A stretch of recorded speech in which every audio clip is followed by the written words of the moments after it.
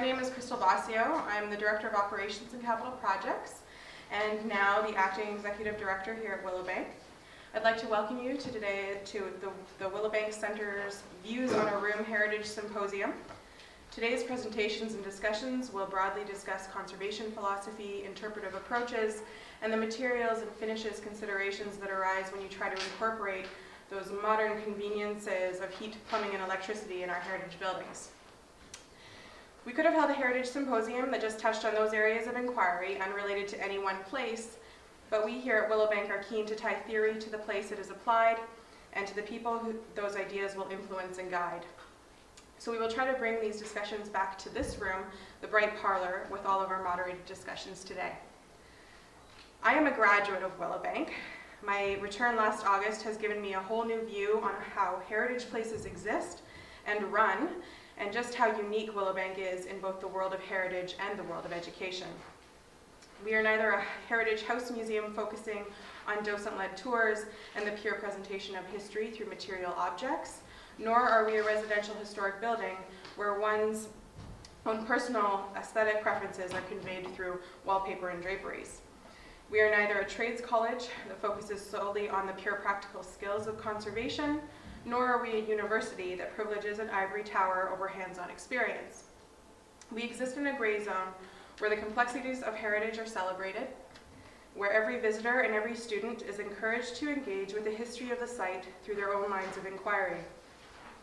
Perhaps they come to us with an interest in local military history, perhaps social history, maybe they love plastering or archaeology. At Willowbank, we are interested in how you make places meaningful, but also the inverse, how places influence human habitation, how they inform culture. For me, heritage is the medium for our stories, whether in a building or a landscape, a traditional song, or a regional recipe. Our cultural heritage is how we convey our stories to others, both in the now and the future. Heritage allows us to share who we are and gives meaning to our lives. You may have read somewhere, perhaps on the plaque out front, that Willowbank's construction began in 1834. And certainly that is where the colonial layer, the remnants of which we see here in this room, can be said to have started. The prominent Upper Canadian Hamilton family, for whom this house was built, would have utilized this room in a way that was dictated by climate and sun, but also by the fashions of the day, transported all the way from England via Toronto, then York, but also influenced by the vernacular building traditions of their master carpenter and eventual architect, John Latshaw, who brought the traditions of his native Pennsylvania north and was one of the first to introduce Greek revivalism to Upper Canada. This now large and spacious room would have originally been designed as 3 rooms. A deeply red-colored front parlor, so the wall would have gone across here from where this jut out is, would have been a very symmetrical room, much like you'd expect in a Greek revival design. There would have been a similarly deep red dining room just behind that, which would have extended to just the other side of the second window, where a wall with a beautiful elliptical nook and doors on either side would have served a dual purpose: to block the views of the barnyard and back fields, because you wouldn't have wanted to see that at that era, and to allow for a third small slip room along the back of the room where servants could stage meals and bring them into the diners. Exactly 100 years after the beginning of its construction, the Bright family would buy Willowbank and would bring their own taste and the current fashions to light on this room in 1934. No longer concerned with issues of sun and climate, having installed electricity and a forced air system, and having reoriented the house towards the newly constructed Niagara Parkway and the agricultural lands that were the basis of their wine and fruit empire, the Brights could remove all of those walls in this room and create a large open concept space that was decorated in a colonial revival style that celebrated a whitewashed, airy conception of Greek revivalism, complete with scenic wallpaper, chosen from a posh store in Buffalo, and painting all of the trim white, which would have been a very big change from the dark, warm wood of the 1830s. The school's founders, the Bright Urbans, descendants of the same Bright family who owned Willowbank, and the local conservancy, under the leadership of Laura Dodson, saved Willowbank from near demolition, purchasing it in 2002, and inherited the building in its current state of deconstruction after the speculations of a local developer didn't reach completion.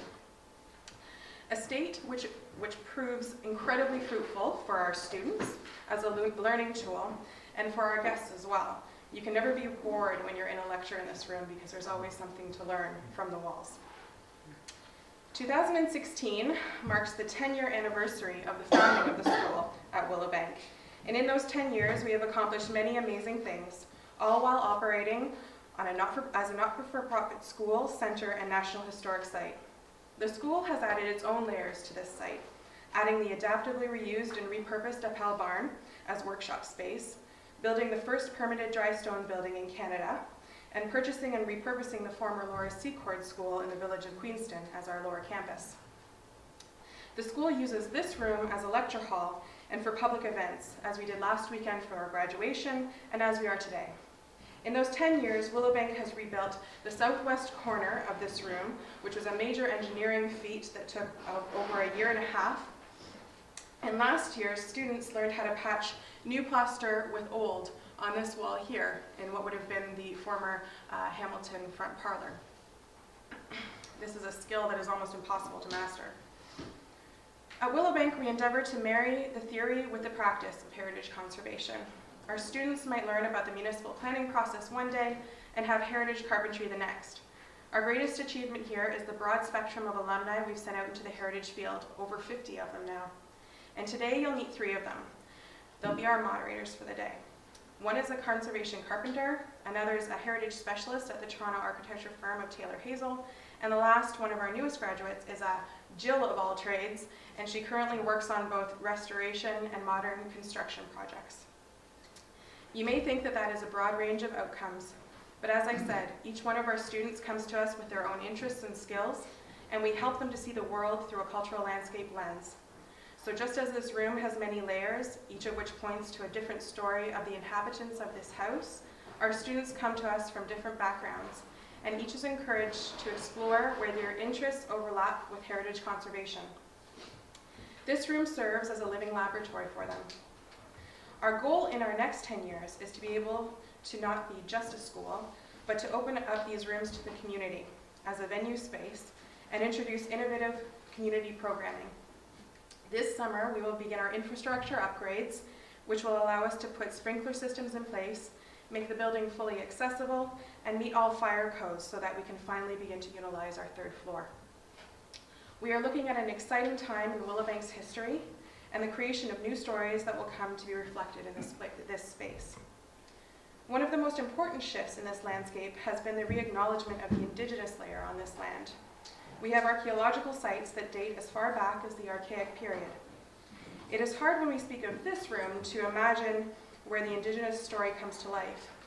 But its current state, which shows so many layers of history and which doesn't privilege any one narrative, is a great acknowledgement of the complexity of our histories and the fragility of heritage in its built form. A concept that our Indigenous friends understand and underscore in their deference to the natural world and our human place within it. I am happy to say that we will continue to partner with our Indigenous friends on a communal vegetable and sacred medicine wheel garden, around which we are endeavoring to build a reconciled community that will stand the test of time. So with all of this background, I hope that you'll enjoy today's talks and will be able to see the potential that this room holds for telling heritage, for telling the stories of this place and the people who've lived here or passed through this landscape. We have a slate of amazing presenters who I hope will each give us their take on how they understand the goals of conservation or preservation for our U.S. counterparts, and I hope that you will all participate in the discussions on how we conserve this room. So let's begin today with our keynote speaker, Franklin Vagnone. Franklin comes to us from Manhattan. He is a public historian and has managed the Historic House Trust of New York, as well as multiple historic house museums, and has received numerous awards for his work in preservation, including the prestigious 2015 Manny Award for Individual Achievement. Franklin is a self-professed museum anarchist and maintains a blog entitled twistedpreservation.com, And his recent book, entitled The Anarchist Guide to Historic House Museums, is a practical guide to implementing innovative programming for our cultural heritage sites. We happen to have his best-selling book for sale today for those who would like to purchase it at a discounted rate. I had the pleasure of hearing Franklin speak at the Buffalo History Museum back in January, and I enjoyed his talk immensely, and I hope you all do as well. So ladies and gentlemen, if you'll please join me in welcoming Franklin Vignone.